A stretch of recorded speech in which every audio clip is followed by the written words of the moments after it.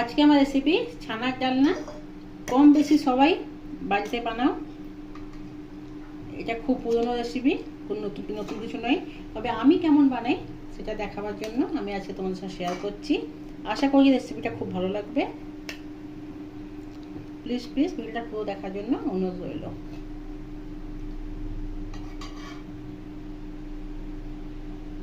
বন্ধুরা, শিলা free cooking ক্লাসে সবাইকে অনেক অনেক স্বাগত। আজকে আমার রেসিপি নিরামিষ ছানার ডালনা। যে কোনো নিরামিষ দিনে এই ছানার ডালনা গরম ভাতের সঙ্গে দারুণ লাগে। তাই এখানে নিয়ে নিয়েছি আমি এখানে 250 গ্রাম ছানা নিয়েছি। এই ছানাটাকে ভালো করে মেখে নরম করব। আমি এই ছানা ঘরে বানিয়েছি, তোমরা চাইলে দোকান থেকেও কিনে নিতে পারো। এখানে দিলাম স্বাদ অনুযায়ী নুন আর একটু কাশ্মীরি লঙ্কার গুঁড়ো কালারের জন্য, আর দিচ্ছি ফ্লেভারের জন্য অল্প একটু এলাচ গুঁড়ো। এরপর এটাকে আমি ভালো করে নরম করে মেখে নেব।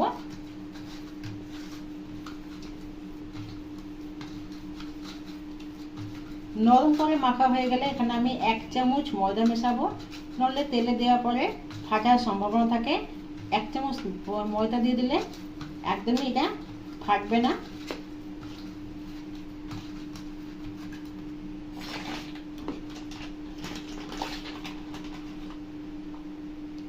এক চামচ ময়দা মিশিয়ে দিলাম। ভালো করে এটাকে আমি মেখে নেব। ছানা ভালো করে মাখা হয়ে গেছে। এবার ছোট ছোট টিকিয়া সাইজে বানিয়ে নেব।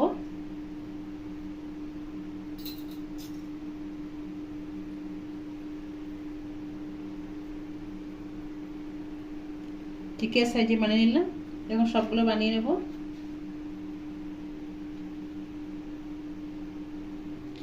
সব ছানা মাখা এখানে টিকিয়া সাইজে আমি করে দিয়েছি। এবার কড়াইতে সাদা তেল দিয়ে দিয়েছি, এটাকে ভেজে নেব।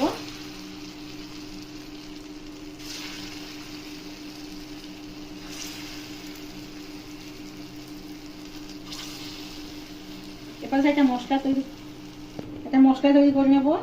দিলাম আদা, 2টো কাঁচা লঙ্কা আর একটা টমেটোকে কেটে গ্রাইন্ডিং করে নেব। ভালো করে লাল লাল করে ভাজা হয়ে গেলে এদিকে তুলে নেব।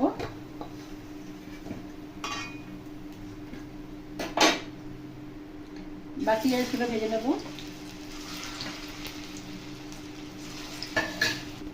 এপাশে মশলা তৈরি হয়ে গেছে, এদিকে আমি ভেজে নিই। ভাজা হয়ে গেছে, তুলে দেবো। কড়াই দিয়ে দিলাম সরষের তেল। তেল গরম হওয়ার পরে আলু এখানে ডুমো ডুমো কেটে রেখেছিলাম, ভেজে নেবো। দিয়ে দেবো সামান্য নুন,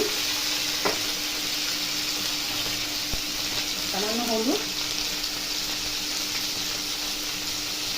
দিয়ে আলুটা অল্প ভেজে নেবো।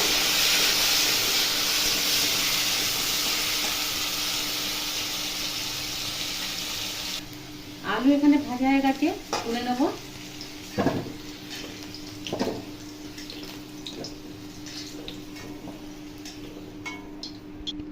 আদা, টমেটো, কাঁচা লঙ্কা মশলা করেছিলাম, তার মধ্যে আমি 1 পিস মশলা মিশিয়ে নেব। দেব হলুদ গুঁড়ো 1/2 চামচ, কাশ্মীরি লঙ্কা 1/2 চামচ, জিরের গুঁড়ো 1/2 চামচ, ধনের গুঁড়ো 1/2 চামচ, লবণ দিয়ে দিলাম 1/2 চামচ। ভালো করে মিশিয়ে একটা পেস্ট বানিয়ে নেব।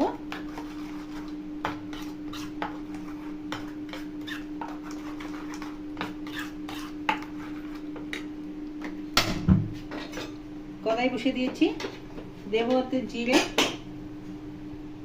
কড়াইতে সরিষার তেল দিয়েছি, দিলাম ওতে জিরে, দারচিনি, একটা তেজপাতা, 2টো এলাচ ফাটিয়ে নিয়েছি। তেল থেকে একটা সুন্দর গন্ধ বেরোলে এই যে মশলা পেস্টটা আছে দিয়ে দেবো।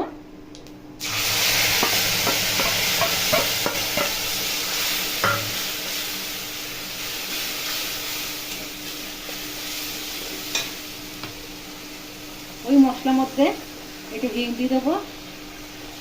নিরামিষ রান্না হিং দিলে গন্ধটা ভালো হবে, স্বাদ ভালো হয়।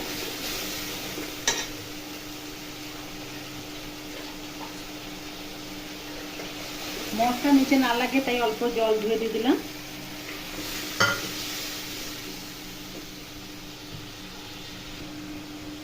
অল্প চিনি দিয়ে দিলাম।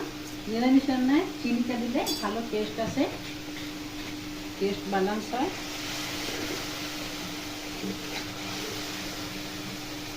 ভালো করে মশলা থেকে তেল ছাড়া অবধি কষিয়ে নেব।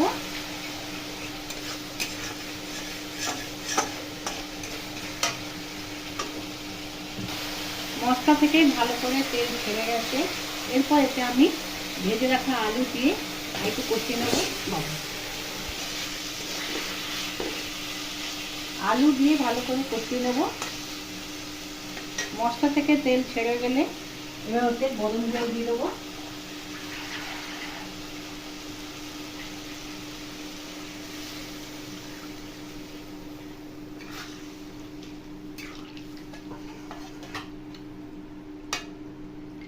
চাপা দিয়ে দেবো।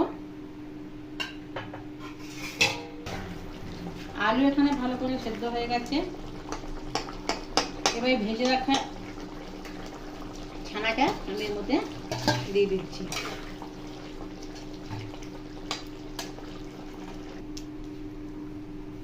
এরপর এটাকে আমি 2 মিনিট চাপা দিয়ে রেখে দেবো। চাপা দিয়ে ফুটিয়ে নেব। ভালো করে ফুটে গেছে। ছানার ডালনা আমাদের এখানে তৈরি। এরপর শেষে আমি দিয়ে দেবো কাঁচা লঙ্কা, গরম মশলা আর দিয়ে দেবো এখানে ঘি। তৈরি হয়ে গেল এখানে ছানার ডালনা। রেসিপিটা কেমন লাগলো অবশ্যই কমেন্টে জানাবে। ভালো লাগলে লাইক করবে। তোমরা ঘরে অবশ্যই একবার বানাবে। ভালো থাকবে, সুস্থ থাকবে। আর নিত্য নতুন রেসিপি আপডেট পাওয়ার জন্য আমার চ্যানেলকে সাবস্ক্রাইব করে দেবে।